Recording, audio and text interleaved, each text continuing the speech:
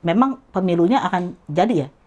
Nggak akan ditunda ya? Oh. Di Undang-Undang Cipta Kerja karena mewakili seutuhnya kepentingan oligarki, mereka sama sekali nggak mau mendengar. Dan kami khawatir dia kami datang jadi legitimasi. Jadi ketika nanti orang-orang itu mengkampanyekan diri, kita udah punya listnya. Ini loh, kalau kamu bilang kamu bisa membawa negara ini lebih baik, ini loh dosa-dosamu. Ngeri-ngeri. Lawan oligarki kok nggak kompak. Asik.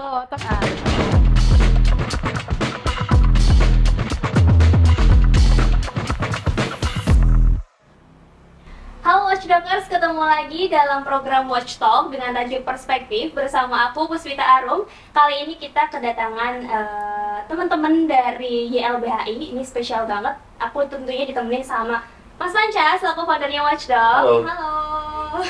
Apa kabar Mas Panca? Baik. Baik, dan sekali ini kita di sebelah-sebelah kita udah rame banget nih. Perspektif kemarin mungkin cuman satu orang aja nih Mas Panca. Tapi kali ini kita spesial rombongan nih yang ada di sini. Kenapa, Pus? Karena ngomongin YLBHI nggak mungkin diomongin oleh satu orang narasumber. Terlalu besar dia. Butuh minimal 3 orang lah ya yang ada di sini untuk mewakili YLBHI. Dan kali ini di sebelah aku ada Mas Muhammad Isnur. Halo, Mbak Puspita, Mas Panca, apa kabar? Mbak Tiwi.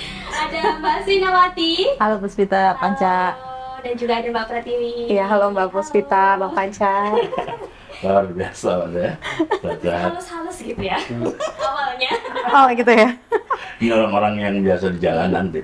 Teriak nih. Oh iya, sering sih saya lihat footage-nya Mbak Asrin lagi di orasi gitu kan. Footage Mas Tok ya? Iya. Oh iya. Ini tanya jawab, bukan tanya demo. Oh. Jangan kalau kita dan saya nanya jangan di demo. Ditanya balik nggak boleh juga ya? Tadi saya sempat bilang kan, Pus, bahwa nggak cukup memperbincangkan YLBHI dengan satu saja. Sebetulnya ini nggak berlebihan karena memang dalam konteks penjagaan negara hukum, YLBHI memang salah satu organisasi tertua sejak tahun 70. Tapi saya nggak berhak sebetulnya untuk menjelaskan karena ada orang-orang ini tentu yang punya kapasitas. 3 orang ini tentu akan mewakili positioning YLBHI dengan perspektifnya masing-masing. Pertama, Isnur, ini sekarang ketua YLBHI menggantikan Asvin. Isnur ini tentu akan bicara tentang positioning YLBHI dan tanda kutip hari ini penjagaannya terhadap kepentingan masyarakat dan apa yang terjadi dengan kebijakan-kebijakan yang dihasilkan oleh pemerintah dan di mana posisi YLBHI. Tentu itu jadi penting. Kedua, Mbak Tiwi, ini Pratiwi Febri atau Mbak Tiwi ini dahsyat, dulu saya kenal sudah lama di LBH Jakarta, dan Tiwi ini sekarang adalah ketua bidang internalnya di LBHI. Jadi kalau mau ditanya tentang konsolidasi YLBHI, dan perlu diingat ini oleh Watchdogers juga bahwa YLBHI ini bukan satu kantor, tapi ada pengurusnya dan ada 18 atau 19 kalau saya tidak salah. 18 LBH daerah. Ada Jakarta, Semarang, Lampung, Aceh, sampai Papua. Nanti bisa cerita. Nah, yang ngurus konsolidasi peningkatan kapasitasnya dan sebagainya tentu Mbak Tiwi. Itu orang yang pas kita undang. Yang terakhir sebetulnya adalah Asvin. Asvin ini 5 tahun kemarin kan ketua YLBHI. Lalu tidak diizinkan oleh YLBHI untuk meninggalkan begitu saja dengan cepat. Ini setahu saya, nanti saya bisa salah. Tapi intinya masih banyak yang diharapkan oleh teman-teman itu dari Asvin, sehingga Asvin diminta untuk menggawangi satu badan yang dibentuk baru kalau saya tidak salah, namanya manajemen pengetahuan. Jadi mengumpulkan pengetahuan yang sudah dilakukan oleh YLBHI untuk ditransformasikan menjadi pengetahuan di masyarakat luas gitu ya kira-kira. Nah, itu terus dari kenapa mereka bertiga. Mungkin pertanyaan pertama tentu kepada Isnur. YLBHI tadi sempat betulkah lahir sejak 1970, mungkin sejarahnya cerita itu. Lalu pertanyaan keduanya adalah siapa yang bisa mengakses layanan hukumnya YLBHI gitu? YLBHI. Iya, sepanjang 52 tahun YLBHI berdiri, prioritas yang YLBHI tangani itu bersama 18 LBH adalah orang yang dia itu terlanggar haknya. Jadi kan warga negara punya hak asasi manusia, mereka telah melanggar haknya. Kemudian mereka juga tidak punya akses untuk membayar pengacara. Biasanya. Jadi ada unsur di sana, ada unsur penindasan, pelanggaran HAM, dan tidak punya akses untuk menyewa pengacara. Nah, itu bukan hanya soal miskin, tapi juga bisa jadi akses politik gitu. Dulu banyak orang-orang yang misalnya datang dari levelnya agak mungkin pejabat apa gitu, tapi karena dia dibunuh secara politik, dia membantu mendampingi. Oke. Kalau tidak salah di situ juga ada konsep yang dilahirkan oleh YLBI namanya bantuan hukum struktural. Nah, ya. Bisa dijelasin apa sih maksudnya Jadi, bantuan hukum? YLBHI dan kita semua memandang bahwa misalnya ada sebuah potret nih, Bang Panca, kemiskinan gitu. Itu miskin tuh bukan karena dia tidak mampu, atau malas bekerja, tapi karena ada struktur, ada kebijakan yang membuat mereka terus miskin. Oke. Nah, YLBHI, LBH berusaha membongkar itu semua. Apa yang menyebabkan mereka terus miskin? Apa yang membuat mereka terus misalnya mengalami pelanggaran hukum? Nah, kita ingin mengubah agar itu nggak ada lagi dan menjadi konsep negara yang menghormati, memenuhi, melindungi hak asasi manusia. Kalau begitu, secara garis besar advokasinya ditujukan di dua level ya. Satu ke masyarakatnya mendampingi, tapi juga berarti kan ini kan soal kebijakan tadi kata kemiskinan ini tidak lahir sendiri, tapi karena dia tidak diuntungkan oleh situasi. Jadi arahnya dua begini ya. Jadi pertama dari kasus sendiri kan sudah punya unsur pelanggaran HAM-nya. Oke. Nah, ditanganinya dengan cara-cara yang bukan sekedar menangani kasusnya, tapi mengarah pada perubahan. Makanya dia nggak berhenti di menangani kasus. Ada konsolidasinya, pemberdayaan hukum masyarakatnya, ada kemudian advokasi kebijakannya, ada kampanyenya. Itu yang kita bilang bantuan hukum struktural gitu. Jadi nggak hanya sekedar mendampingi, tapi juga masih Jadi ada kasus proses itu pintu selanjutnya. masuk untuk perubahan. Misalnya contoh gini, dulu kita mendampingi banyak anak kecil ya, banyak anak yang berhadapan dengan hukum gitu.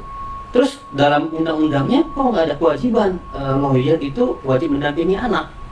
Terus menerus kita dampingi anak bertahun-tahun, akhirnya kita melihat kalau begini ya kita akan repot terus itu. Nah sekarang kita advokasi undang-undang pidana anaknya, dari berubah. Sekarang advokat wajib mendampingi anak. Kalau nggak didampingi, dia menjadi NO gitu di pengadilan. Luar biasa. Saya coba ke TV sebentar, Gus ya. Oke. Tim, Ya, Bang. 1 tahun terakhir, kasus-kasus apa sih yang kira-kira secara benang merah bisa dilihat kasus yang paling banyak ditangani oleh LBH kantor itu sebetulnya kasus apa aja sih? Kalau yang kita ini kan lagi proses dalam mengolah data dari 18 kantor ya Bang. Sementara ini sih yang kita lihat paling banyak kasusnya itu adalah kasus perampasan lahan. Itu pasti ada kasus perampasan lahan, kemudian kasus pinjol, dan Pinjaman kasus online ya? kekerasan, ya pinjol Oh, yang ya, ini online bagus. dan kekerasan seksual. Oke. Nah itu 3 kasus yang Mayoritas cukup lah ya. ya mayoritas banyak, dan kasus perburuan ya 4 itu. Perburuan itu di PHK massal, sewenang-wenang. Nah 4 kasus itu yang paling banyak dialami dan ditangani oleh LBH kantor. Nah, saya paham bahwa pada akhirnya karena ini ada di 18 kantor, nggak cuma di Jakarta maksud saya, tapi di semua daerah, tentu punya tanggung jawab standarisasi advokasi kayak gitu. Nah, apa TV dari temuan 1 tahun ini yang menurut TV ini masih menjadi dikejar dalam tanda kutip ya, bahwa ini memang harus standar, nggak bisa LBH ini nggak standar kira-kira begitu ya, karena ternyata permintaannya sama, kasusnya begini, muaranya juga sama dan sebagainya. Ada temuan TV soal itu? Sebetulnya nih kita mesti lihat lebih detail lagi ya, karena dari kasus yang di report kita juga nggak bisa lihat bagaimana secara mendalam penanganan kasus case by case-nya gitu. Tapi kalau dari kita kan juga lakukan evaluasi nggak cuma sekali setahun ya, tapi dari evaluasi berkala yang kita lakukan setahun ini, itu ada kebutuhan soal bagaimana kita harus lebih mendalami lagi soal kualitas riset, dan juga bagaimana perspektif untuk menangani kasus punya perspektif gender, adil gender. Nah, itu juga perlu kita tingkatkan sebetulnya. Jadi ya terutama karena undang-undang tindak pidana kekerasan seksual kan sudah disahkan. Nah, itu jadi sesuatu yang kita harus mainstreaming juga tuh di internal. Undang-undang konflik sosial apa namanya? Beberapa undang-undang juga lahir hari ini, tentu itu juga attach Ya, dengan itu kapasitas. jadi betul. Itu yang jadi fokus peningkatan kapasitas di internal. Nah, karena sampingnya sudah ada Aswin, saya langsung ke Aswin, Bos. Ini kan dari kalau tadi kata Isnur sudah 52 tahun di LBHI. Sekali lagi sebagai lembaga advokasi tua tentu pengalamannya banyak sekali. Baik itu tadi bersama masyarakat maupun dalam konteks mengkritisi pemerintah terkait kebijakan-kebijakan yang merugikan masyarakat kecil. Nah, kira-kira fokus dalam konteks manajemen pengetahuan apakah memang mungkin saya bisa salah tapi Asvin bisa mengkonfirmasi. Rasanya penting untuk menggali pengalaman YLBHI di daerah dan sebagainya, bagaimana mereka selama ini mengadvokasi, dan itu selain untuk YLBHI juga mungkin untuk kebutuhan masyarakat umum gitu. Betul. Betul banget. Jadi sebetulnya kalau kita melacak dokumen atau cerita-cerita apa yang sudah pernah dilakukan, tidak hanya di YLBHI, pengurusnya YLBHI, tapi dimanapun, itu di Papua, Aceh, kita akan kaget bahwa apa-apa yang kita lakukan sekarang itu sudah pernah dilakukan pada zaman itu. Misalnya kampanye internasional, advokasi internasional, sebut semua itu sudah pernah. Karena memang situasinya kan menjadi mirip lagi kan. Ini kayak betul mengulang, reformasinya malah mundur, regresi demokrasi.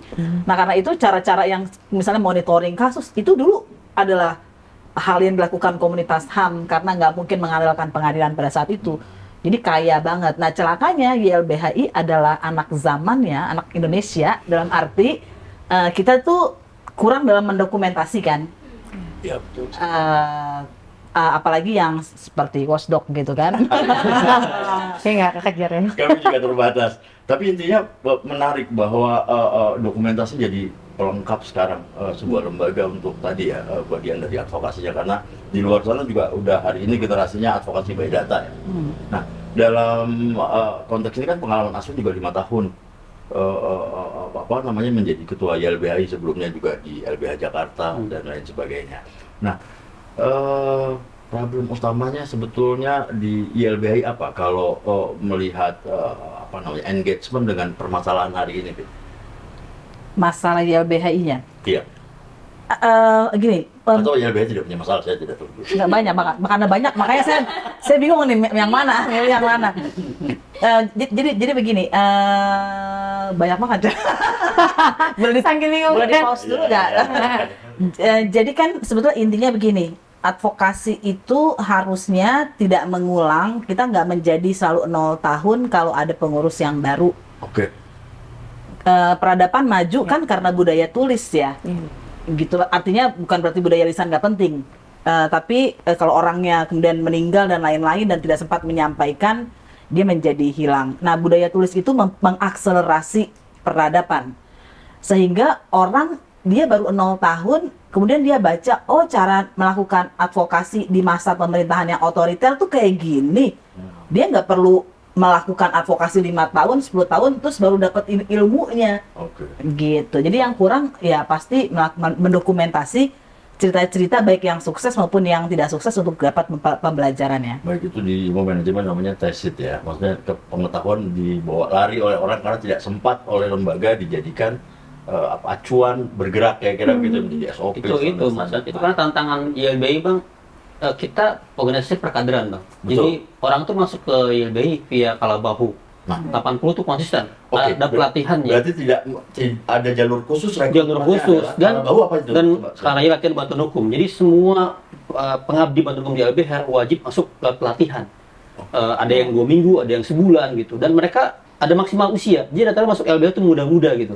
Jadi kayak saya misalnya di ketua YLBH di usia 37 itu jadi pimpinan puncak di level nasional. Dan hanya 5 tahun jabatannya gitu. Nah, di LBH jadi direktur cuma 4 tahun. Jadi pergantiannya cepat. Oh, dibatasi ya. Tapi sekaligus juga punya kekuatan karena YLBH terus berkader, terus berputar Dari generasi terus gitu. Iya. Masa pengabdian secara umum orang di LBH berapa tahun? Kalau di LBH 10 tahun. Oke. Jadi mereka jadi istilah kita tuh asisten, Ya. pengamat hukum, ada jadi pengacara publik atau pengambil hukum dan jadi pimpinan kalau ini direktur. Nah, setelah itu baru kalau berlanjut ya ke YLBHI. Oke, jadi Jadi ke LBH itu kayak muda-muda Bang terlihatnya, di mana-mana muda-muda Mas, terlihat. kalau kita ke LBH selalu ada kenalan lagi. Kenalan lagi. baru. Karena setiap tahun ada. Nah, itu tantangannya. Ya. Jadi kecepatan regenerasi itu juga punya tantangannya adalah apakah lembaga merekam seluruh proses itu. Jadi penggantinya punya rekamannya baik untuk Oke, advokasi. kalau gitu pertanyaan saya secara umum, terserah yang mau menjawab.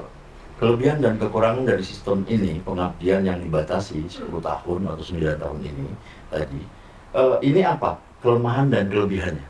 Biar mungkin mau berbagi di sini. Kelebihannya dari saya adalah dia selalu orang yang fresh dan punya ide-ide baru, semangat baru gitu, kemudian tidak menjadi lembaga milik personal. Kan banyak tuh lembaga yang kira-kira itu terus sudah belasan tahun, ini enggak, kita terus berganti orangnya. Dan dengan demikian terjagalah kira-kira semangat integritas. Kelemahannya? Kelemahannya tadi orang baru mungkin karena dokumentasinya nggak baik, punya kelemahan misalnya, oh mana nih pengetahuan yang lama. Kadang-kadang cuma nempel di orang, nggak nempel di tertulis, nggak nempel di laporan. Dokumentasinya. Nah itu ya makanya gitu. ada MP itu untuk membantu kira-kira pengurus berikutnya punya rekaman, oh ternyata ada strategi, zamannya Asvin dulu begini, zamannya ini begini gitu. Contoh satu dong, Vin. Pengetahuan seperti apa sih contohnya yang perlu diabadikan dan perlu ditransformasikan kepada orang-orang yang baru bergabung dengan LBH yang menurut Asvin perlu? Reclaiming. Oke. Reclaiming itu konsep yang luar biasa sekali karena konsepnya mengambil kembali, dia membalik, dia jadi begini kan, banyak masyarakat tanahnya itu dirampas sama pemerintah, sama negara, kemudian kemudian mereka berubah dari orang yang menguasai tanah menjadi penjahat. Nah, karena mereka menjadi penjahat, sekarang konsep ini dibalik lagi. Mereka bukan penjahat, karena kami sudah punya sejarah tanah. Kalian yang penjahat yang merampas tanah kami, jadi reclaiming. Nah, itu konsep itu berada pada konteks pengadilan tidak pernah berpihak kepada masyarakat.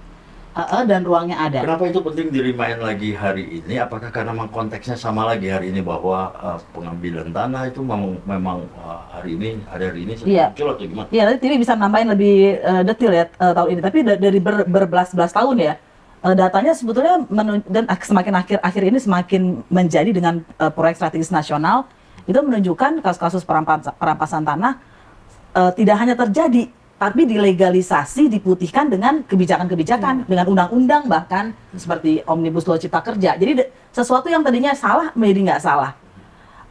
Dan kalau kita masuk ke pengadilannya harus jadi lembaga pemulihan, nggak memberikan ruang. Jadi tiba-tiba ada orang, ini tanah saya gitu. Tapi kemudian pemerintah bilang, Sertifikat punya yang lain. atau sertifikat tetap atas nama dia, tapi tetap diambil dengan berbagai alasan untuk kepentingan nasional. Nggak tahu nasional itu artinya siapa, kan rakyat juga nasional gitu. Dia masuk ke pengadilan nggak dapat pemulihan, jadi bagaimana orang bisa mempertahankan haknya? Jadi mungkin mau nambah itu. Iya, kayak Mbak Asvin bilang tadi, karena kejadiannya ternyata kalau tadi kelemahan YLBHI gitu ya dalam pendokumentasian, ternyata negara ini juga lemah dalam pendokumentasian. Ya kan? Nah, dan kasus-kasusnya seperti Mbak Asvin bilang tadi, PSN dan lain sebagainya, dan itu dibuktikan. PSN ini sebentar apa? Proyek strategis nasional tadi. Strategis nasional. Ya. Oke. Proyek strategis nasional, ibu kota negara juga, IKN, itu kan banyak lahan-lahan yang sebetulnya masyarakat adat sudah ada di situ sejak puluhan bahkan ratusan tahun mungkin ya, sudah ada di situ, tapi diambil alih oleh pemerintah dengan sewenang-wenang. Nah, itu yang kenapa jadi YLBHI hari ini harus memperkuat lagi gitu. Kadang nih kayak saya nih Bang, kan di Jakarta gitu ya, di Jakarta. Tapi saya nggak tahu ternyata YLBHI itu sudah pernah mendampingi kasus-kasus seperti misalnya Kedung Ombo, kasus-kasus yang lain di wilayah lain gitu ya, di Pati, di Taman Mini gitu. Bagaimana strategi pada waktu itu gitu. Nah, itu yang pertama. Dan yang kedua sebetulnya selain kondisinya juga berulang, ada konteks kita juga di visinya YLBHI, visi YLBHI itu salah satunya adalah masyarakat juga harus punya kesadaran akan hukum, harus makin pintar secara hukum, gitu ya, bahasa sederhananya. Nah, oleh karena itu YLBHI punya fungsi untuk memfasilitasi bagaimana pemberdayaan hukum masyarakat itu ada. Nah, di kasus-kasus reclaiming yang tadi Mbak Asvin bilang, sebetulnya itu yang banyak dilakukan oleh YLBHI, LBH kantor. Jadi masyarakat semakin sadar, oh ini hak saya, maka saya harus bergerak. Jadi kita selalu membuat pola advokasi itu bukan masyarakat bergantung ke YLBHI atau LBH kantor, tapi kita bersama masyarakat, membersamai masyarakat, merebut apa yang jadi hak mereka. Nah, itu tadi Mbak Asvin bilang reclaiming. Mungkin one last question untuk segmen pertama sebelum nanti lanjut ke segmen kedua. Ini mungkin bebas sih mau nanya sama siapa aja yang jawab, tapi mungkin ke Mas Isnur nih. Kira-kira kasus-kasus apa sih yang bisa dan tidak bisa dibantu sama YLBH ini, diadvokasi sama YLBH? Apa aja sih Mas kira-kira? Oh, yang bisa tadi udah ya. yang Ada misalnya ditangkap semena-mena gitu kan, tanahnya digusur, di PHK kemudian secara sewenang-wenang itu bisa dibantu ya. Nah, kalau tidak bisa apa? Misalnya urusan cerai pribadi, bukan personal, antara orang laki-laki bisa dengan pasangannya atau bagaimana, itu personal. Utang piutang misalnya, itu kita nggak bisa masuk tuh. Ini semata tidak dianggap penting atau memang ini semata fokus saja atau fokus karena YLBHI punya keterbatasan. Oke. Kita punya keterbatasan pengacara berapa dan dengan tujuan lembaga juga, karena lembaga bertujuannya perubahan struktur negara memenuhi kewajibannya. Nah, kita mengarah pada tujuan itu juga. Kalau yang sifatnya personal kayak tadi itu tidak mengarah pada perubahan struktural. Nah, itu nambahin Mas Isnur nih Bang. Tadi kan 2 kasus ya, cerai dan utang piutang. Nah, kenyataannya ketika itu jadi kasus struktural, misalnya di dalam cerai itu ada KDRT, bisa. Struktural tiba-tiba dianalisis menjadi kasus struktural. Bisa. Seperti apa itu? Misalnya tadi kasus cerai dia karena KDRT itu adalah kekerasan dalam rumah tangga.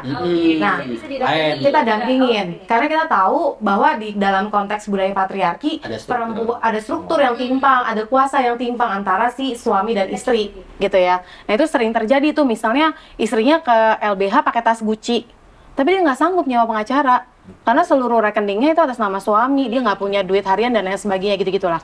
Itu kita dampingin. Nah, yang kedua, utang piutang. Pinjaman online kan juga sebenarnya utang piutang. Tapi ketika kasusnya datang tiap hari ke LBH misalnya, dan sudah banyak korban bunuh diri dan lain sebagainya, miskin mendadak, ya pokoknya kekerasan terjadi, itu struktural. Kenapa? Karena negara harus masuk, negara harus mengatur ketika korbannya sudah banyak. Nah, itu yang dibilang tadi kasus struktural, Bang. Oke, itu dia mungkin pertanyaan penutup di segmen pertama. Nanti kita bakal balik lagi di segmen kedua.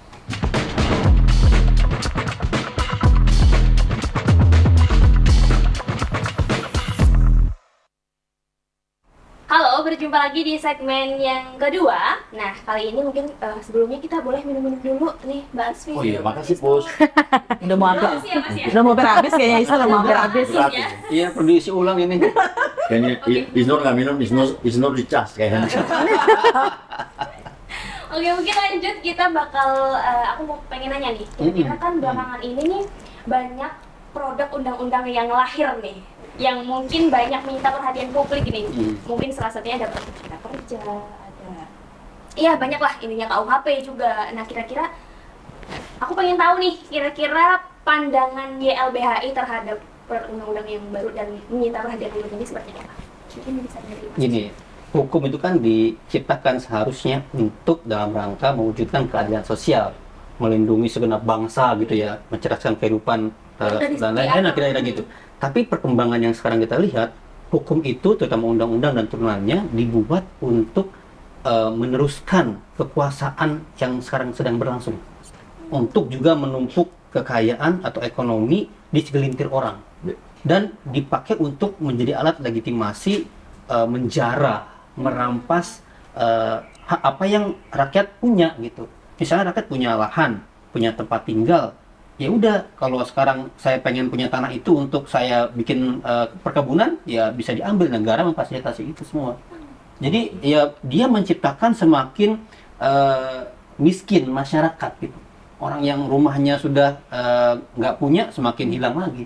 Kalau begitu saya izinkan saya bertanya kepada Aswin, karena sebelum Isnur 5 tahun dan tentunya lebih tua dibanding Isnur. Oke, saya akan ngomong ini sebentar. Tadi kan Isnur bicara seperti itu karakter negaranya. Ini agak berat nih, Bos ya. Tapi kalau ngomong soal karakter negara kan sebetulnya kita sudah mendaku diri sebagai negara hukum.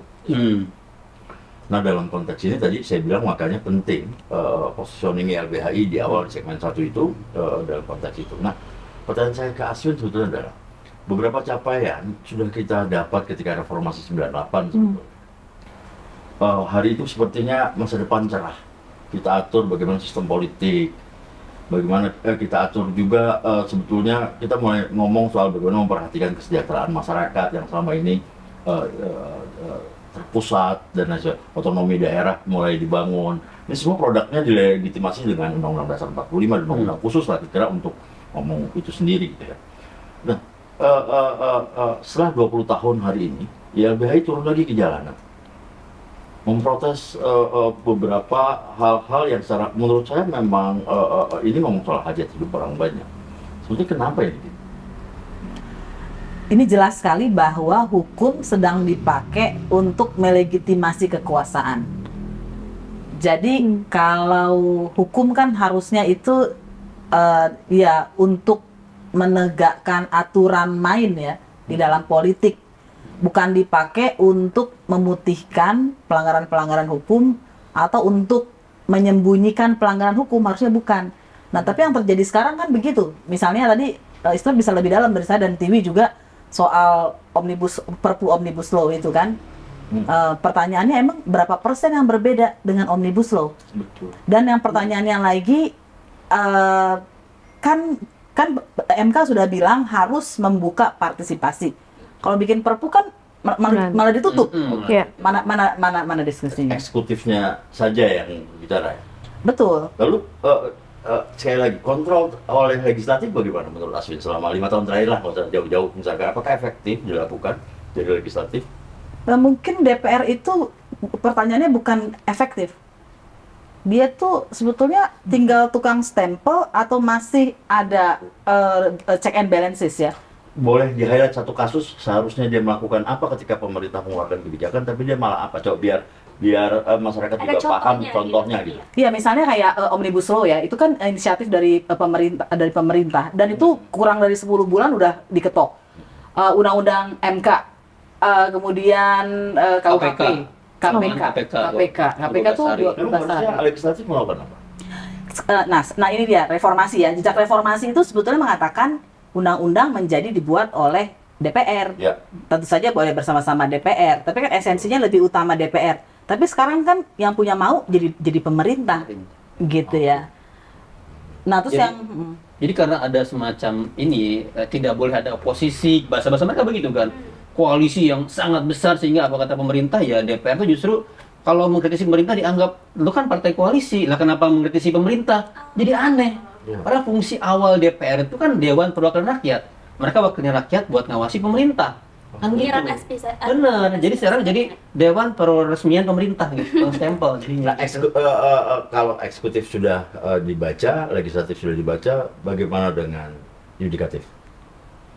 Yudikatif. 5 tahun. Maksudnya kan dia perimbangan ya, Iya. eksekutif ya, dia independen dan sebagainya.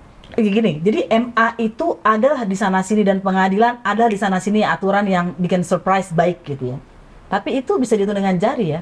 Iya. Islam tuh sebetulnya lebih akurat karena dia ketua Iya, juga dan 5 tahun itu. perkembangannya 2 hakim MA ditangkap karena korupsi. Iya. MK misalnya sebagai benteng terakhir keadilan dan uji undang-undang, ketua MK-nya Abdul Mukhtar ditangkap, Pak Akbar ditangkap, dan dua hakim yang masih menjabat Arif Hidayat 2 kali melanggar etik.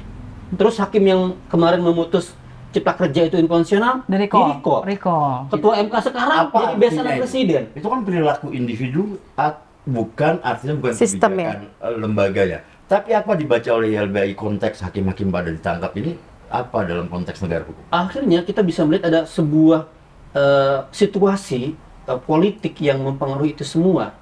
Karena kan MK dipilih wakil DPR, wakil pemerintah dan wakil MA, gitu ya.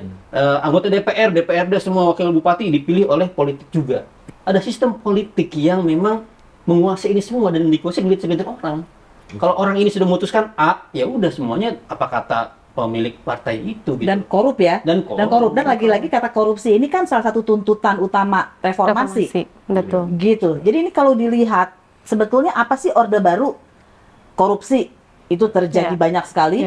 Bahkan bukan cuma korupsinya, tapi korupsinya state capture corruption gitu ya. Negaranya tuh udah ditawan sama korupsi. Aktor-aktornya bahkan yudikatifnya, bahkan MK-nya kena korupsi juga. Dan kemudian orang yang korup itu bisa dipilih gitu ya melalui DPR, melalui pemerintah. Dan satu, kemudian dui fungsi. Kan TAP MPR pemisahan TNI Polri mengatakan dui fungsi ABRI telah menyebabkan rusaknya demokrasi. Sekarang ada berapa banyak Nur dan Iya. yang Iya. TNI aktif. Jadi ini kan sama persis. Pelibatan di ruang sipil ya? Kepolisian Iya. sudah di mana-mana menjabat, ketua KPK aja TNI polisi juga, aktif waktu itu gitu kan. ya. Tapi kan ada aturan mainnya. Ini saya pakai perspektif pemerintah. Ini yang menarik. Ada undang-undang yang melegitimasi pelibatan. Ini yang menarik. Masalahnya di mana? Ini justru yang menarik, ya kan? Jadi ini justru pernyataan misalnya Pak Mahfud ya. Kenapa Pak Mahfud? Karena dia Menko kan, masih Menko Polhukam kan. Jadi penjaga gawang utama hukum dan HAM mengatakan sah kok, dia melakukan legitimasi sah kok. Sehingga mantan hakim MK Pak Jimli bilang tukang stempel gitu kan. Jadi itu yang dinamakan rule by law. Memerintah berkuasa dengan hukum, bukan memerintah rule of law, menggunakan dasar-dasar hukum sebagai suatu kebaikan gitu ya, bukan untuk alat mengesahkan, diakali membuktikan. kan? Diakali. Oke, kalau lihat dari kembali ke statement awal bahwa sebagai negara hukum, tentu dia melahirkan produk-produk dan lain sebagainya untuk melegitimasi kebijakannya, kira-kira gitu ya. Nah, di akhir-akhir ini saya sering sekali mendengar kata kriminalisasi. Apakah saya salah? Tidak, ini pertanyaan saya untuk Tiwi ya. Apakah memang LBH di daerah itu menangani kasus yang disebut kriminalisasi, dan boleh dijelaskan nggak? Sebetulnya penjelasan clear-nya ini bisa di siapapun, tapi kriminalisasi itu apa sih dalam perspektif YLBHI? Iya. Kalau apakah LBH kantor menangani? Iya Bang, pasti. Kenapa? Karena seperti indikator yang tadi Mas Isnur sudah jelaskan tentang kasus struktural, dalam kriminalisasi itu ada persoalan struktural di situ, di mana hukum dipakai untuk menyengsarakan masyarakat atau merampas hak-hak masyarakat. Nah, kriminalisasi itu apa? Kriminalisasi itu ketika masyarakat misalnya berjuang untuk merebut hak-haknya, hak konstitusionalnya, atau mempertahankan hak asasinya, lantas dia dipenjarakan karena itu. Entahkah karena bersuara berbeda dengan penguasa, atau bersuara melawan pemodal, lantas dia dipenjarakan. Itu yang kita sebut dengan kriminalisasi. Sebentar, saya kalau di sini saya mau ngecek lagi. Yang itu artinya ada problem di undang-undangnya, entah undang-undang ITE dan sebagainya. Benar. Atau ini perilaku orang yang memaknai saja. Bisa dimaknai bahwa ini bisa untuk menjerat. Keduanya, Bang. Oke. Keduanya. Jadi udah undang-undangnya bermasalah, kebijakannya bermasalah, perilaku aparat penegak hukumnya juga begitu. Ya kan, nggak mengerti hukum, menginterpretasikan hukum tanpa memandang prinsip-prinsip hak asasi manusia, padahal prinsip-prinsip hak asasi manusia itu sudah termaktub di dalam konstitusi kita gitu loh. Dan bahkan secara operasional, ini contoh kasus ya, polisi, karena dia garda terdepan dalam kriminalisasi, itu kan jelas-jelas ada standar hak asasi manusia yang harusnya dihormati oleh polisi dalam menjalankan tugas-tugasnya. Itu juga mereka nggak hormati. Jadi keduanya. Ini ada satu lagi, saya coba mewakili kepentingan common ya, umum ya, dalam tanda kutip ya. Jadi kan era hari ini era keterbukaan informasi. Eranya sudah ngomong digitalisasi. Semua, jadi kan dulu posisinya adalah CSO atau NGO seperti YLBHI mewakili suaranya masyarakat yang tidak bisa bersuara. Tapi hari ini kan semua sudah bisa bersuara karena ada TikTok, Medsos ya. ada media dan sebagainya ya. Instagram. Ini TikTok luar biasa, Puspita. Tapi intinya semua masyarakat bisa. Tapi kan saya juga membaca bahwa banyak sekali akibat dari orang bisa berbicara ini ternyata timbul banyak masalah ya. Misalkan ada terjerat undang-undang ITE, berkelahi, lalu SARA dan lain sebagainya. Nah, lalu terjadilah kira-kira yang tadi saya nggak tahu, tapi pemenjaraan terhadap orang-orang yang jalurnya medsos tadi. Nah, kacamata YLBHI sebetulnya yang mau saya lihat adalah bagaimana penjagaan terhadap ini, karena mereka memang sudah bisa menyuarakan sendiri, tapi memang karena tadi substansinya bisa dianggap melukai banyak orang, masuk dan penghinaan sebagainya. tujuannya kritik gitu kan. Ada saya artikelan juga masih dan sebagainya. Nah, ini yang menurut saya apa yang perlu dilakukan oleh YLBHI berarti dalam konteks penjagaan ini, karena kriminalisasi berdasarkan ini banyak sekali. Silakan yang mau menjawab bisa Isnur. Iya, jadi ada riset laporan bahwa pengguna undang-undang ITE itu, pencemaran nama baik itu pelapornya paling banyak orang yang punya uang atau punya kuasa. Jadi bupati yang ngelaporin atau perusahaan melaporkan. Siapa yang dilaporkan? Orang yang kritis.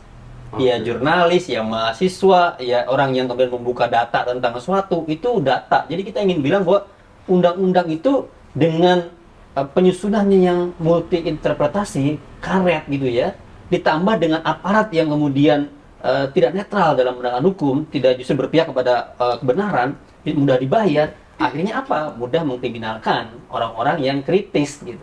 Misalnya gini, ada orang yang nge-tweet lah gitu, Omnibus Law ini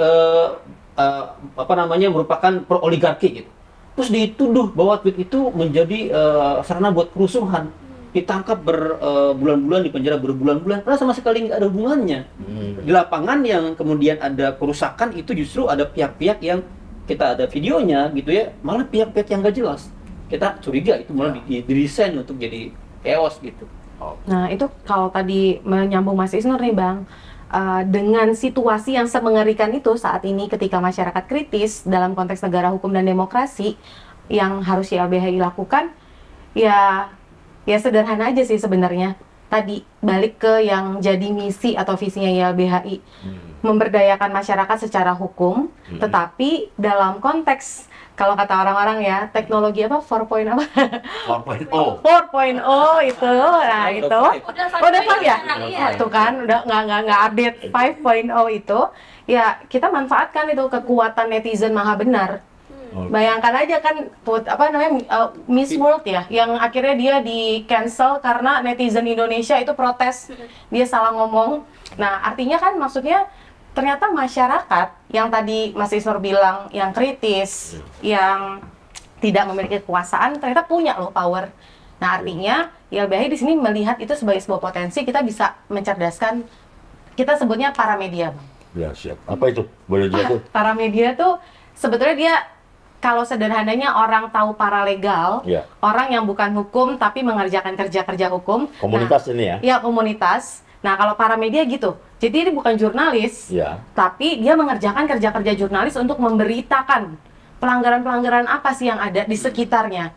Represif, tindakan represif apa, atau apa ya, tadi kriminalisasi apa, pelanggaran hak apa yang dilakukan oleh negara kepada masyarakat, itu yang diberitakan. Jadi ini jalurnya non litigasi ya? Viral for justice.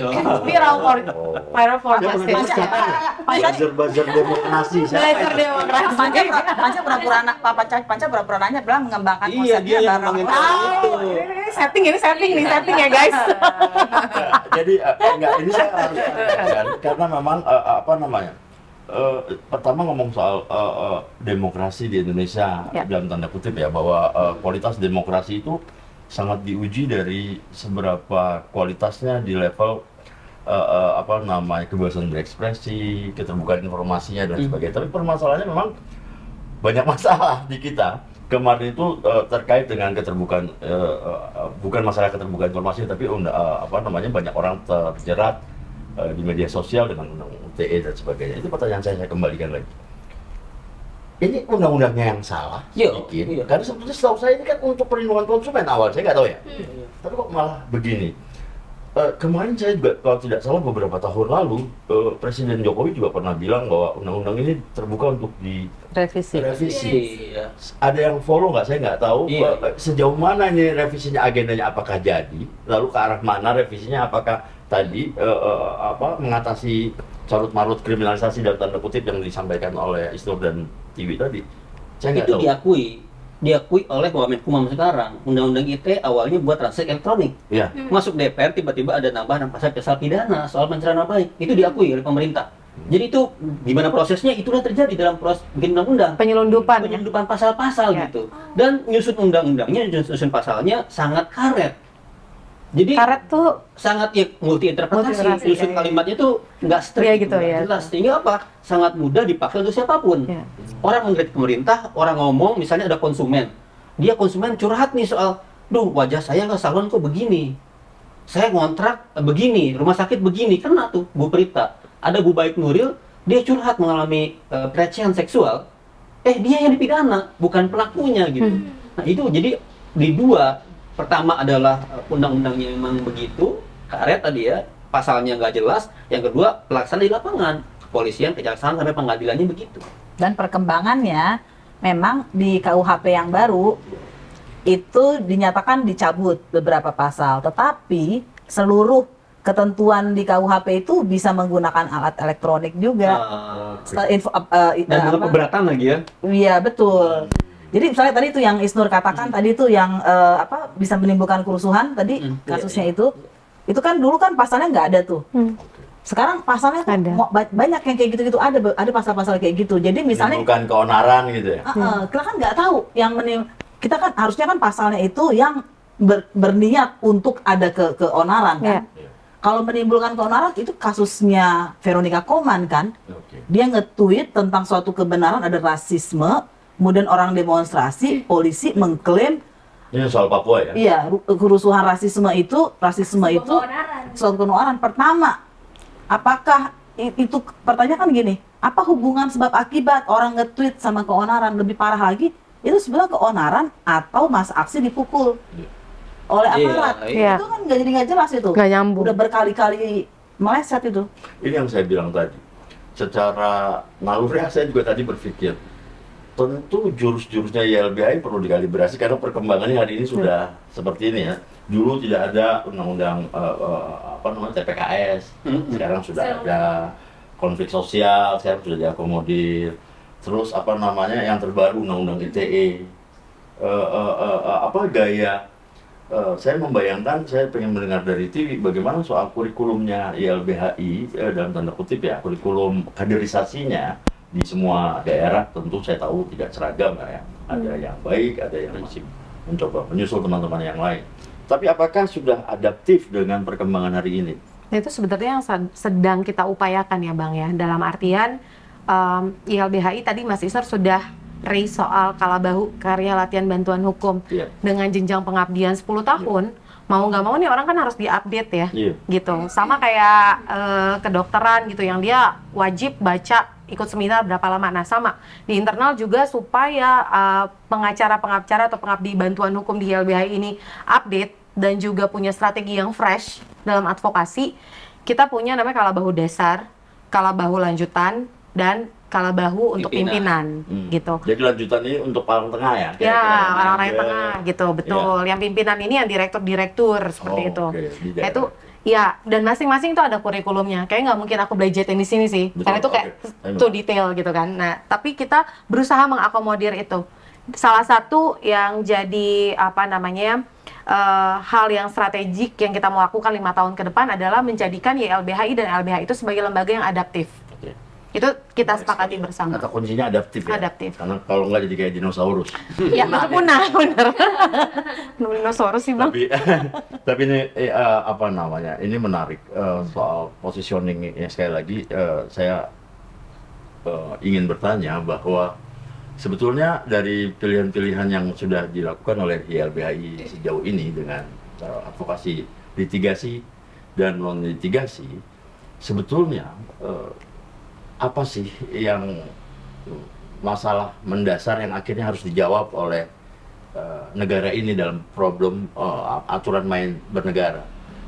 Apa menurut saya begini, dulu ini soal positioning bergerak YLBHI, mungkinkah YLBHI atau saya tidak tahu melakukan lobby-lobby agar penjagaan terhadap masyarakat miskin melalui kebijakan yang dilahirkan oleh pemerintah bisa terjadi, atau memang tidak mungkin dilakukan? Karena saya sering mendengar kabar bahwa, atau dalam undang-undang, saya mungkin bisa salah, semua RU yang dihasilkan sekarang yang ditolak oleh YLBHI, yang terbaca kan saya tidak tahu, ditolak. Dulu seingat saya masih ada jalur ke DPR hearing gitu ya, untuk mencoba mengelola di dalam gitu, bagaimana outputnya bisa terkontrol kira-kira. Apakah memang masih melakukan ini? Jadi ini dalam advokasi itu kan dia serangkaian upaya ya yang terpadu, Bang. Tidak mengenal satu nggak dilakukan, kita melakukan semua gitu. Misalnya KUHP apakah YLBHI menolak demonstrasi besar? Iya, memfasilitasi teman-teman gitu buat demonstrasi, iya. Tapi YLBHI juga membuat serangkaian policy brief. Misalnya gini, perubahan pasal tentang blasphemy law, penodaan agama gitu. YLBHI berkoalisi dengan jaringan KBB, Sumber Agama, berusaha mengubah pasal itu. Dan itu ada perubahan sedikit. YLBHI melakukan itu gitu. Mbak Asvin di Undang-Undang Tindak Kekerasan Seksual berusaha memberikan peran yang banyak. Jadi YLBHI dalam advokasinya memainkan peran-peran seperti itu juga. Nah, dalam menemukan hukum. Artinya pertanyaan saya berikutnya adalah, apakah dalam konteks lobby dalam tanda kutip tadi itu masyarakat sipil dengan legislatif atau eksekutif, saya tidak tahu, memang mau mendengar? Tergantung dalam konteks apa. Di Undang-Undang TPKS mau mendengar. Oke. Oh. Di Undang-Undang Cipta Kerja karena mewakili seutuhnya kepentingan oligarki, mereka sama sekali nggak mau mendengar. Dan kami khawatir dia kami datang jadi legitimasi. Jadi kami datang nih, terus ya seolah mengundang kita. Tapi itu cuma sekedar, udah kok YLBHI datang, tapi apa yang kami suarakan nggak didengar sama sekali. Pada pilihan itu YLBHI nggak datang. Padahal di dalamnya protes-protes ya. Iya, gitu. Oke, berarti ini juga terjadi analisis yang terus-menerus ya, Oh, iya. tentang sebuah kebijakan yang akan dikeluarkan, lalu bagaimana positioning YLBHI gitu ya. Mbak Asmi mungkin nambahin gimana ceritanya coba. Silakan, Fit. Iya, jadi betul. Jadi kalau sudah ada pernyataan menolak, itu berarti udah habis itu. Tindakan-tindakan lain udah nggak didengar lagi gitu. Itu sebuah karena YLBHI begitu cara bekerjanya, dia akan berusaha berproses. Kalau sudah tidak, jadi bukan tolak di awal, kan itu berarti sebuah proses panjang. Dan memang kalau kita lihat kecenderungannya, itu isu-isu tertentu kita bisa katakan percuma. Untuk isu-isu yang untuk agenda oligarkinya ya, itu sudah dari awal udah percuma kalau ngobrol itu. Saya tensinya tingkatin dikit aja. Apakah ada orang YLBHI dalam tanda kutip ya? Hari ini kan Jokowi mengambil beberapa aktivis masuk ke dalam pemerintahannya, baik itu di KSP atau dia di komisaris dan lain sebagainya. Sejauh pandangannya teman-teman yang dari genre YLBHI, banyakkah yang terlibat dalam engagement dengan pemerintah hari ini? Karena saya cuma mau tanya, pada akhirnya apa output dari yang dihasilkan oleh mereka dalam konteks engagement, kalau ada? Kalau alumni mungkin ya, posisinya alumni. Ini Mau bilang itu nggak enak ya. Kalau Ujungnya YLBHI sama kok, Bang. YLBHI kan di internal pengurus, tapi mereka sudah selesai dengan YLBHI. Para mantan. Para mantan. Pertanyaannya adalah, kalau ada, apakah masih tektokan dengan teman-teman yang sekarang mengurus YLBHI? Sangat sedikit. Misalnya contoh di KUHP nih, ya di situ ada beberapa mantan atau alumni LBH ya. Sebut saja. Taufik Basari. Itu DPR ya, bukan pemerintah.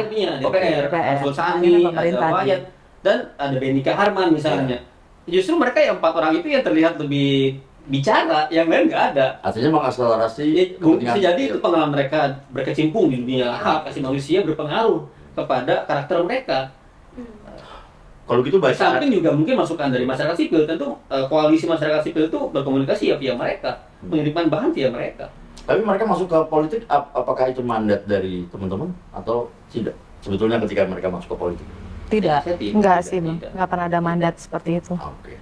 Ini menarik. Aswin mungkin mau ngasih tambahan. Pernah nggak Aswin ditanya? Kan gini, kenapa saya nanya ini? Banyak orang di luar sana yang melegitimasi bilang bahwa kalian jangan di luar terus loh, di dalam dong, untuk merubah dari dalam. Nah, Aswin ini banyak yang nawarin nggak, Bin? Nawarin apa, Bang? Nawarin apa, Bang? Jadi anggota DPR, masuk ke partai politik, Oh, iya, nggak ada. jadi komisaris. Nggak ada. Bismillah, komisaris. Namanya salah. Komisioner ya mungkin. Komisioner. Kita dengar Aswin. Ada nggak Aswin yang nawarin? Nggak ada. Udah jelas lah jawabannya. Apa? Oh, jawabannya enggak ya? Luar biasa. Nggak penting soal diajak, nggak penting. Tapi apa bacaan Aswin sampai merasa tidak tertarik, kalau saya bisa simpulkan, masuk ke dalam untuk mengubah dari dalam? Apa pandangan Aswin, kenapa tidak mau? Begini ya, pertama kita akan lihat, saya mau lihat pertama, ini pemerintah kan ya, nanti karena lembaga-lembaga lain bisa berbeda. Menurut saya kenaifan itu ada batasnya. Naif itu kan percaya bahwa individu itu bisa melakukan perubahan besar. Itu naif banget, nggak mungkin. Pertama kita individu, orang yang berbasis partai aja, itu ada yang keluar karena disingkirkan atau harus tunduk pada omongan ketua partai gitu, apalagi orang yang nggak punya jejak apapun di partai politik gitu ya. Dan kalau kita lihat kan sebenarnya kita bisa lihat isu nih. Jadi menurut saya gini, kadang-kadang kita suka ditipu, masyarakat sipil itu suka ditipu, lihat nih undang-undang TPKS bagus, relatif bagus lah gitu ya, dengerin. Menurut saya itu gula-gulanya. Dari zaman dahulu kalau isunya perempuan entah bagaimana ya, ini kehebatan gerakan perempuan juga, dia menjadi isu yang kayaknya harus diterima.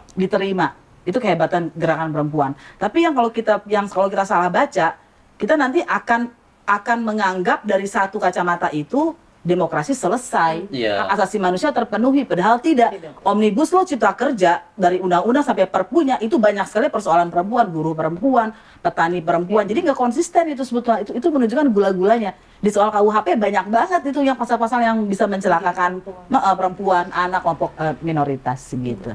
Nah, sebelum segmen kedua ditutup, nah aku pengen nanya sebagai mungkin perwakilan anak muda ya. Sebagai perwakilan anak muda yang mungkin sekarang Saya tadi juga anak dibahas, muda. anak muda. Seumuran kan Mas Fani? Anak muda tahun Beda 80-an. kelas doang aja. Ya mungkin saat ini tadi udah sempat dibahas soal kayak penggunaan sosial media, terus suara-suara kita kayak mahasiswa dan lain-lain di jalan gitu, bahkan turun langsung dan sebagainya.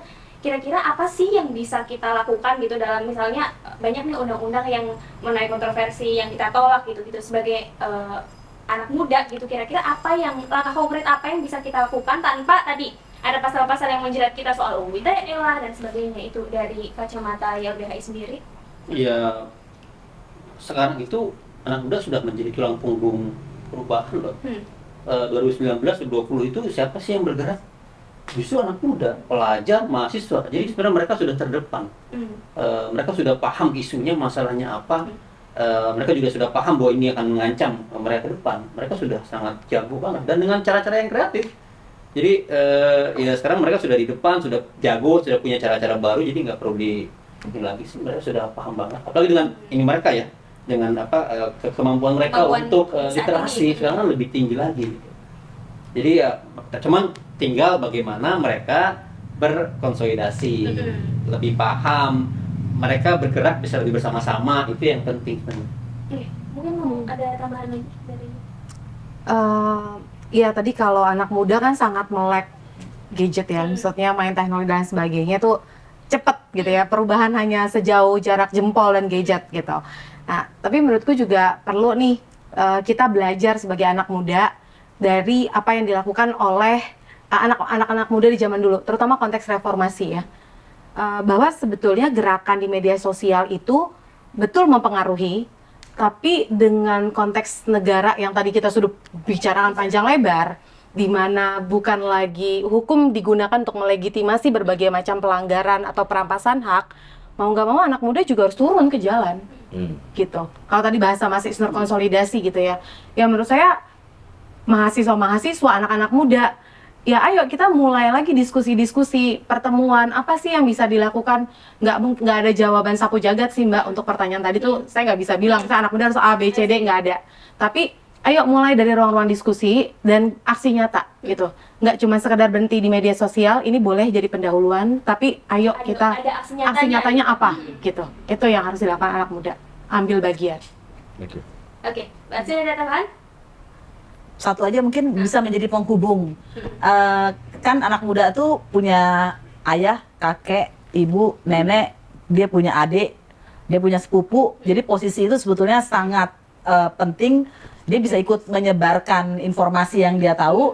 Mungkin banyak orang punya lebih sedikit akses daripada anak muda tentang akses informasi. Mereka juga bisa membantu menyebarkan sehingga semakin banyak orang yang sadar apa yang sedang terjadi dengan negara kita ini. Fasilitasi kebutuhan mereka terhadap. Sebenarnya ini pergerakan di beberapa negara, di Hong Kong, di Taiwan, itu tuh sebenarnya anak muda banget. Nah Indonesia Arab harus Spring, bisa bercermin, Malaysia, bisa bercermin Hong Kong, ya. dengan antar negara lain ya.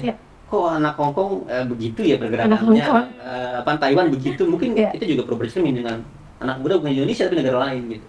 Jadi belajar. Itu beda sekali memang ya. Nanti kita mungkin akan ngomong itu nanti di segmen 3, tapi intinya adalah beda sekali pergerakan orang zaman dulu dengan sekarang, bahwa demo-demo yang Arab Spring dan sebagainya itu Hong Kong yang mengemuka adalah leaderless ya. Artinya tidak oleh penunggang kuda putih semua ikut saya, tidak begitu lagi sekarang, tapi dikumpulkan oleh isu dan sebagainya. Nanti terus kita akan di situ segmen. Lanjut lagi di segmen 3 dan sampai jumpa di segmen 3.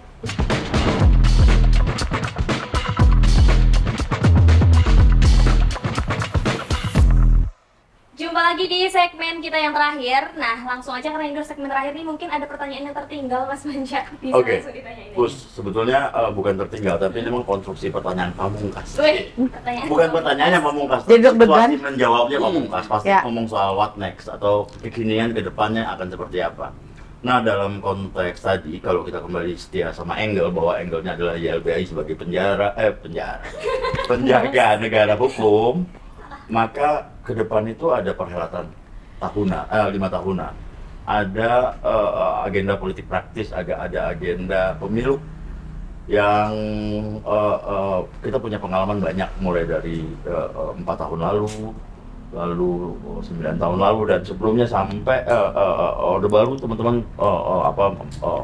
memiliki kajian soal itu. Nah, yang ingin saya tanya adalah sebetulnya apa prediksi YLBHI terkait 2023, kondisi bernegara dalam tanda kutip ya. Lalu positioning YLBHI pada akhirnya harus melakukan apa? Ini penting. Karena bacaan ini setiap tamu saya yang saya undang pasti saya tanya ini, karena perspektif dia akan menjadi masukan bagi kami sebetulnya dan masyarakat umum tentunya. Jadi ada pemeo kan, kalau taktik yang berhasil tidak akan ditinggalkan atau akan diulang. Dalam pemilu yang lalu ada polarisasi antar masyarakat. Saya tidak mengatakan tidak ada serangan kepada kelompok minoritas, tapi kita perlu lihat data dari White Foundation yang mengatakan pada masa SBY serangan kepada kelompok minoritas itu dari ormas. Sedangkan pada masa pemerintahan Pak Jokowi justru dari negara atau pemerintah itu sendiri, gitu. Jadi ini sebetulnya permainan ya pakai ketika advokasi KPK ada Taliban lah, Kadrun dan lain-lain itu kemudian menggeser fokus orang, tidak lagi memperhatikan soal yang oligarki yang tadi kita bahas, gitu. Nah, di sisi yang lain dalam pemilu ini kan sebetulnya rakyat itu cuma digiring aja, karena kita nggak pernah bisa menentukan siapa yang mau kita pilih, kita cuma disuruh pilih yang sudah disediakan oleh orang lain, gitu. Tapi sebetulnya saya mau mengatakan begini ya, selain hal-hal tersebut, memang pemilunya akan jadi ya, nggak akan ditunda ya. Itu yang paling pertanyaan kita semua ya. Itu yang paling penting. Tapi beberapa kesempatan memang melalui beberapa orang katanya memang Jokowi tidak ingin 3 periode. Tapi tambah 2 tahun atau 3 tahun? Iya, Itu gitu. saya tidak tahu. Siapa tahu yang lain Itu sekarang tidak Oh, berkembang ya. sekarang. Justru teman-teman saya saya bertanya sekali lagi malah. Bagaimana informasi yang didapat teman-teman maksud saya soal ini? Ada satu indikator. Oke. Kita bisa lihat Perpu Omnibus Law Cipta Kerja ya. Isnu Dantri mungkin lebih hafal apa aja tuh di dalamnya, termasuk soal ekonomi. Jadi gini Bang, dikembangkan seolah kegentingan itu jadi punya alasan untuk melakukan apapun. Iya. Buat perpu, termasuk dibuatlah semacam genting kalau di ada pemilu. Jadilah diperpanjang atau 3 periode dengan alasan kegentingan, resesi dan lain-lain, itu dikembangkan. Jadi dikembangkan wacana, dikembangkan narasi, dibuzzerin, diberitain supaya menjadi penting untuk 3 periode terperpanjangan gitu. Itu yang Betul. dilakukan. Tapi gini, concern kita juga, kenapa pemilu itu concernnya adalah soal calon presiden. Orang-orang itu bukan apa masalah di masyarakat dan apa yang perlu diubah. Betul. Narasinya itu. Benar, Jadi benar. pemilu jangan desa gini-gini lagi kira-kira gitu. Benar. Jadi perdebatannya lu lagi siapa capresnya ditentukan oleh beberapa gelintir orang saja. Iya. Di mana-mana tuh narasinya foto capres, bukan desa ini masalahnya ini perubahannya ini nggak begitu. Oke. Yang dijual itu. Termasuk survei ya, survei orang ya. Wah, Iya. bukan masalah. Oke. Saya mau tarik, berarti kan ini berimplikasi tentunya pada kerja-kerja YLBHI dan LBH di daerah. Apa yang disiapkan oleh LBH dan YLBHI? Ya tadi ya Bang, yang kita selalu dari awal tadi aku selalu ulang-ulang bagaimana memperkuat masyarakat untuk masyarakat mengerti bahwa ini salah, gitu, bahwa ini ada yang nggak beres. Jadi pendidikan hukum itu harus makin diakselerasi lebih lagi, konsolidasi masyarakat, permasalahan-permasalahan yang ada. Jadi ketika nanti orang-orang itu mengkampanyekan diri, kita udah punya listnya. Ini loh, kalau kamu bilang kamu bisa membawa negara ini lebih baik, ini loh dosa-dosamu. Ini yang sudah kamu lakukan gitu. Rekam jejaknya persis. Itu yang kita siapkan supaya jadi setiap LBH kantor harus mengkonsolidasi gitu basis masyarakatnya. Itu sebetulnya jadi juga tadi balik ke yang tadi, apa yang harus semakin diperkuat. Jadi kita sama-sama berproses nih ke depan. Harus semakin kritis melihatnya. Karena kalau kita cekokin, apa bedanya kita sama pemerintah? Sama aja kan? Itu yang mereka lakukan gitu. Jadi yang penting Bang, kalau tambahan, kita nggak terjebak di agenda kekuasaan, Betul. tapi gimana agenda rakyat. rakyat maunya apa, rakyat perlunya apa, dan YLBHI standingnya di situ. Kalau begitu saya daratkan dengan pertanyaan ini.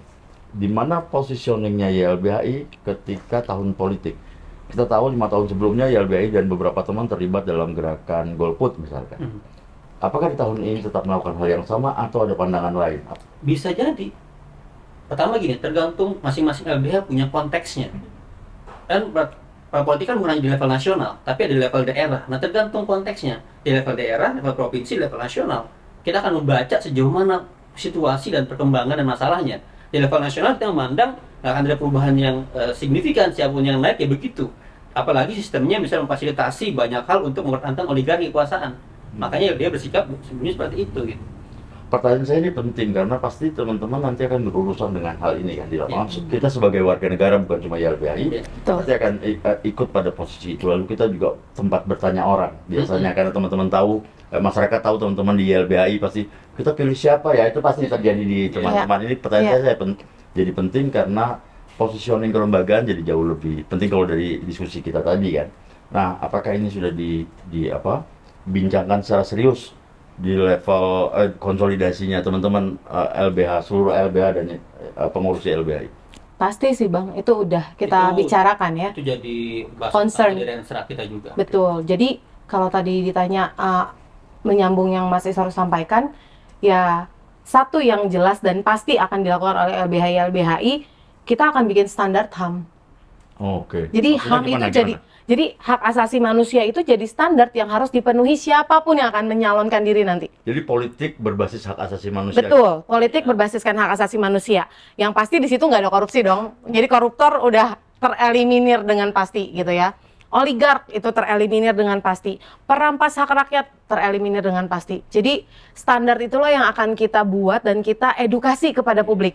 Kamu kalau mau pilih, jangan pilih yang ngasih uang ya. Atau ya banyak cara yang lebih kreatif yang harus kita lakukan gitu. Jadi masyarakat teredukasi dan mereka dengan kesadaran penuh, bahkan bisa jadi Bang, kita akan dorong masyarakat, mana orang yang bagus di satu desa atau di satu provinsi, dorong dia.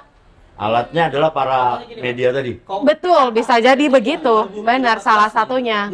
Ketika ada capres Jokowi dan Prabowo waktu itu, yang ILB lakukan apa? Membeberkan aktor-aktor pelanggaran HAM, jenderal-jenderal dan di baliknya. mereka. Ya, betul. Lu jangan lihat sosok Jokowi as a person, tapi kekuasaan di belakangnya siapa aja. Dan waktu membuktikan kemudian pelanggaran HAM mengerikan. Terduga pelanggar HAM yang begitu kuat jadi Menko Polhukam waktu itu. Nah, itu Bang. Berarti itu kan masyarakat hari ini masih naif ya. Dan itu dimakan habis oleh para penguasa dan oligark. Sehingga mereka kampanye jor-joran pakai banner gede-gedean, muka orang. Padahal untuk mengurusi Indonesia satu negara ini nih, nggak bisa cuma satu presiden. Mesti lihat orang di belakangnya siapa. Nah itu yang sebetulnya kita akan terus dorong gitu. Dan kita tentunya bersama masyarakat akan tadi rekam jejaknya bagaimana, siapa orang-orang di belakang. Ini pertanyaan ini jadi melompat karena sebetulnya saya harus bertanya dulu sebetulnya ngomong soal sebetulnya pandangan YLBHI terhadap sistem politik di Indonesia gimana sih? Karena kita sudah melampaui tadi reformasi dan sekarang sudah tahun 2023. Sistem politik yang kita bangun pasca reformasi sudah idealkah? Atau justru tidak menurut teman-teman? Ini artinya ada paket undang-undang politiknya, ada komunitas politiknya, ada masyarakat sebagai bahasanya yang berparti dalam konteks 5 tahun sekali. Apakah ini sudah ideal atau masih prosedural atau bahkan di luar dua itu? Salah satu kerusakannya adalah sistem politik, akarnya ya. Pertama, mulai dari demokrasi kita sesungguhnya diserahkan kepada partai politik karena hanya partai politik yang bisa mengajukan calon presiden dan calon wakil presiden. Bukankah itu nafasnya demokrasi? Enggak, harusnya di banyak negara ada calon independen. Dan sebetulnya harusnya partai politik nggak perlu takut dong dengan calon independen, karena bisa aja tiba-tiba nanti muncul 10 calon presiden independen. Dan mereka tidak punya mesin partai, mau ngelawan mesin partai. Kalau sampai ditutup seperti itu, sebetulnya mereka sudah punya prediksi dong, bahwa mungkin mereka akan ditinggalkan karena kelakuan yang korup dan lain-lain. Nah yang kedua, sekarang pembuatan partai politik dipersulit kan. Iya. Semua harus ada di semua provinsi. Artinya hanya orang yang punya duit Iya. yang akhirnya bisa melakukan itu. Nah, yang ketiga, sekarang ini kita sudah dengar lama dan muncul lagi akhir-akhir ini karena mau pemilu bahwa banyak KPU itu ditekan gitu ya. Ada banyak laporan Iya. teman-teman yang dari independen juga dicuri suaranya ketika mau mendaftar macam-macam ya. Jadi kecurangan-kecurangan ini sebetulnya adalah upaya untuk menghambat yang independen Iya. gitu. Nah, ini ada satu juga apa namanya, prasangka yang bilang atau tuduhan yang bilang bahwa beberapa kita termasuk CSO di dalamnya adalah bertanggung jawab terhadap kondisi hari ini karena dalam tanda kutip dilihat kurang serius. Saya ngomong YLBI konteksnya ya, dalam konteks melakukan pendidikan hak dan politik di masyarakat, sehingga apa namanya, banyak yang ngomong kalau sedang berkasus kayak YLBHI, LBH, tapi kalau politik dia akhirnya ke para pelanggar HAM kalau pas memilihnya, kira-kira begitu. Nah, itu terjemahannya kira-kira. Emang YLBHI tidak melakukan pendidikan politik? Pendidikan politik. Itu prasyarat di BHS itu adalah harus dengan diiringi pendidikan politik. Oke. Pertanyaannya, pendidikan politik apakah mempengaruhi pilihan saat di pemilu, itu yang harus kita kaji lagi korelasinya, gitu loh. Atau artinya tidak bisa bekerja sendiri? Iya kan, gini, ketika masyarakat dalam pemilu, ketika nggak ada pilihan lagi, mereka bingung. Ini dua nih, terus disarankan untuk memilih, pada akhirnya mereka milih yang mana? Nah, mereka memilih yang mereka tahu, mereka mungkin sampai ke informasi mereka. Atau yang banyak Karena di TV. tidak ada alternatif lain. Iya. Jadi maksudnya tidak ada independen. Iya benar. Independen dipersulit gitu. Jadi BHS itu kerja dasarnya adalah tidak membuat itu LBH tidak pantang mewakili masyarakat. Iya. Jadi sebelum ada tadi 4.0 macam-macam itu, sebelum ada digital yang ditanamkan oleh kami itu harus melakukan pemberdayaan masyarakat. Iya. Yang punya kasus sendiri tuh yang harus ikut terlibat aktif bahkan. Jadi kita nggak pernah mencoba mewakili siapapun dan mewakili Dan siapapun. tidak mengarahkan juga dalam pemilihan. Betul. Betul, tapi saya setuju bahwa mungkin kesadaran politik perlu lebih diperbanyak. Kuatkan. Meskipun kan ada masalah struktural, 32 tahun ada depolitisasi, orang dibuat takut kepada politik, apatis kepada politik. Kenapa bisa tiba-tiba? Zaman Soeharto tuh ya, Betul. Sekarang juga Bang, sekarang terjadi. Oh, Sekarang kumpul juga. dibubarkan. oh, Loh, apa tuh kan? oke. Bukan karena pandemi kan? Bukan dong. Kan pakai masker, PPKM udah nggak ada, Bang. karena pilkada yang melanggar PPKM juga nggak dibubarin. Iya benar tuh, Bang. Kampanye juga. Nggak konsisten Kampanye. kan? Oke. Iya. Mungkin Puspita, ini pertanyaan saya terakhir untuk ketiganya menjawab yang sama, masalah yang sama. Sebetulnya kalau dilihat dan kembali ke perspektif YLBHI sebagai peparnya negara dalam tanda kutip ya, menjaga kedaulatan negara hukum.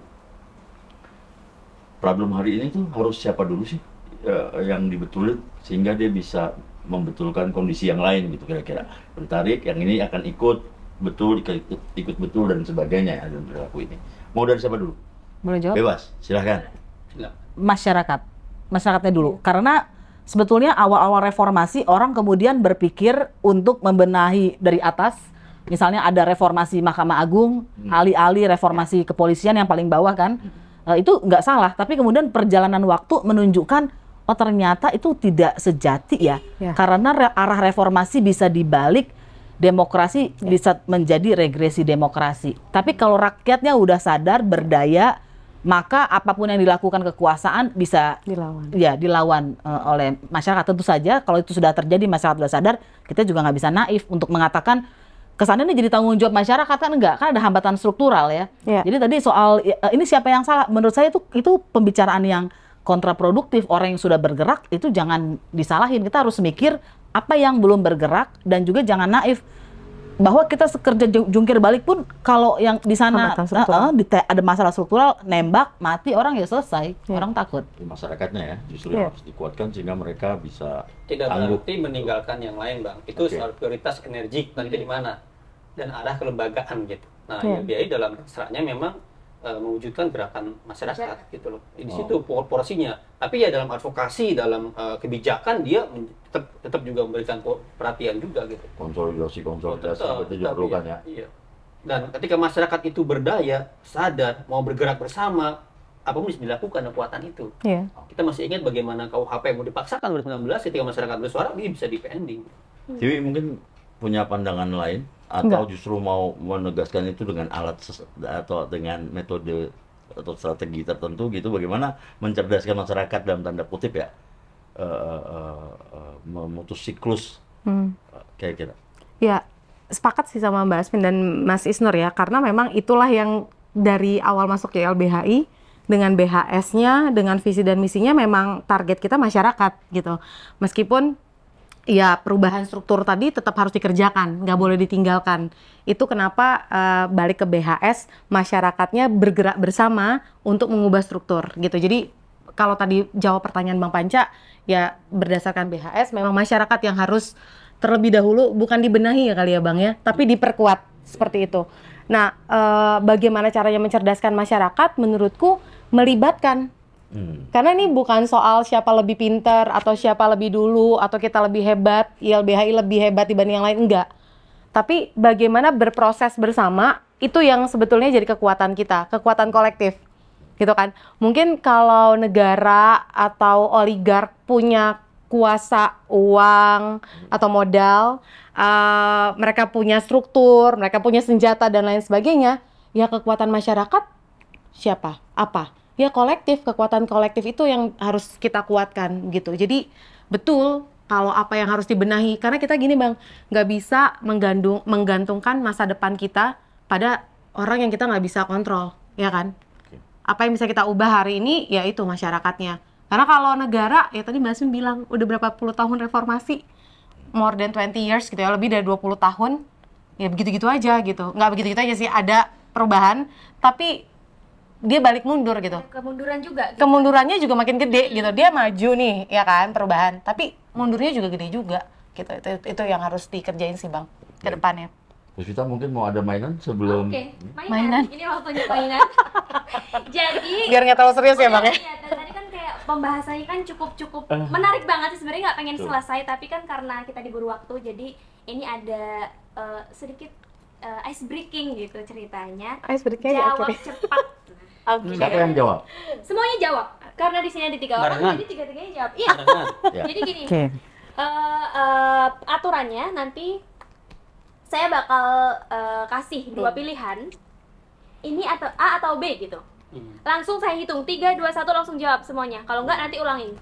Pertanyaan lebih Kalau beyond dari situ boleh. Nanti di boleh. Menjawab bukan yang ada di pilihan boleh? apa? Menjawab yang bukan di pilihan boleh? Enggak boleh. Iya. Karena hanya ada 2 pilihan.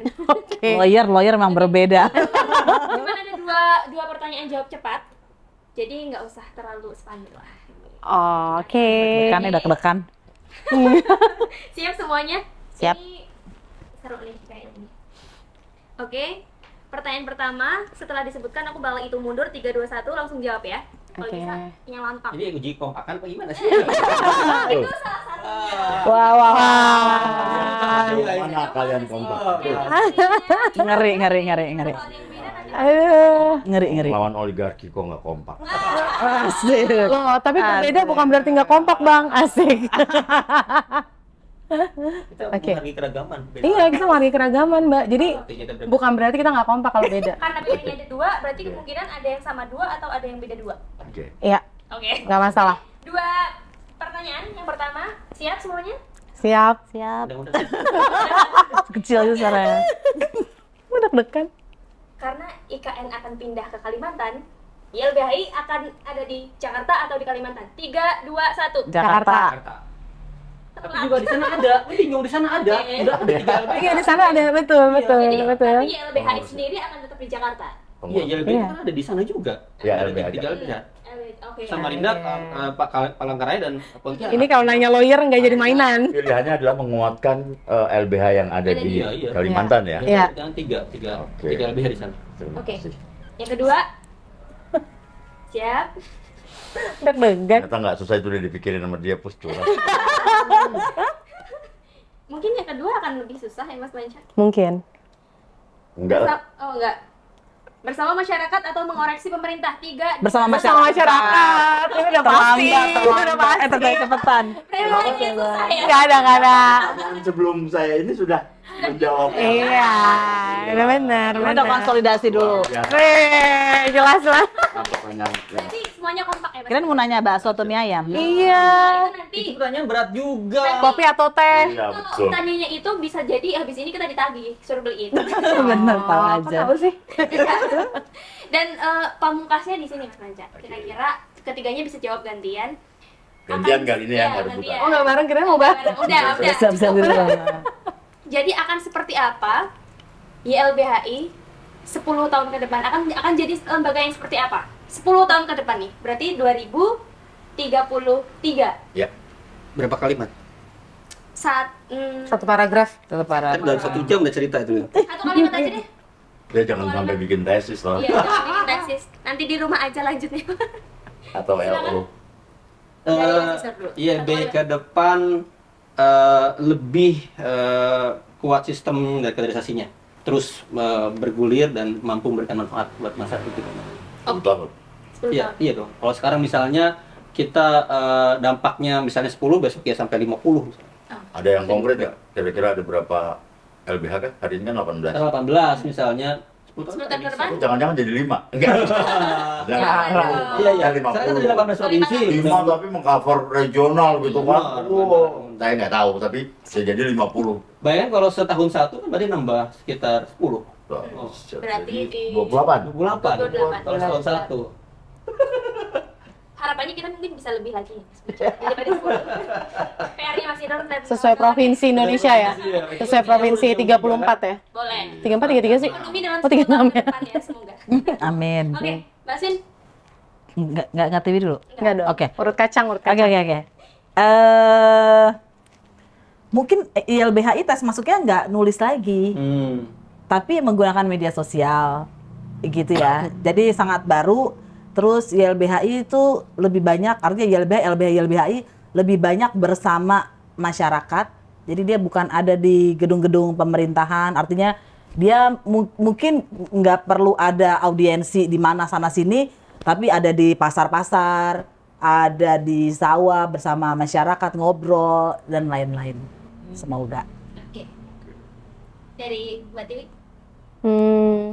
YLBHI akan jadi lembaga yang adaptif, pasti tetap kuat dalam artian secara sistem dan juga finance.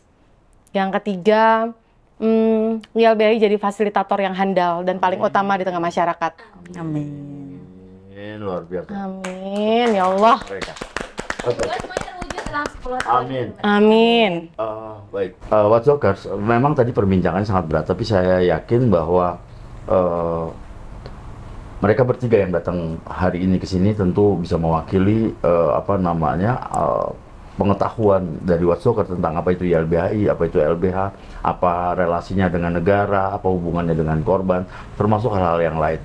Tapi di luar itu sebetulnya adalah sepengetahuan kami YLBHI sejak tahun 70 hingga saat ini ketika dilahirkan adalah salah satu organisasi tua yang konsisten dengan penuh penghargaan, diisi dengan orang-orang yang memang disegani dan dihormati, nama-nama besar seperti Adnan Buyung Nasution, Munir almarhum, Bambang Wijoyanto dan lain sebagainya lahir dari YLBHI.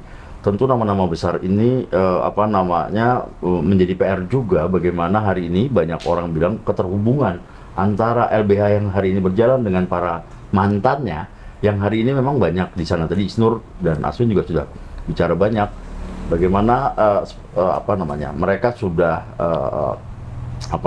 ada yang di partai politik, ada yang menjadi pejabat negara dan lain sebagainya, ada yang menjadi akademisi dan lain sebagainya, tapi merajut kekuatan tidak hanya menerjemahkan YLBHI sebagai YLBHI, tapi YLBHI sebagai semua tadi itu tentu menjadi PR bersama. Begitu saja kalau dari saya closingnya seperti itu.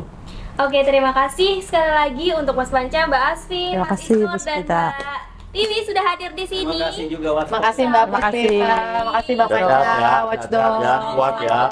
Semoga sukses terus buat YLBHI. Amin. Sukses juga buat Watchdog dan Amin. Sukses. Oke, itu dia Watch Talk kali ini di Perspektif YLBHI dan sampai jumpa di program Watch Talk selanjutnya.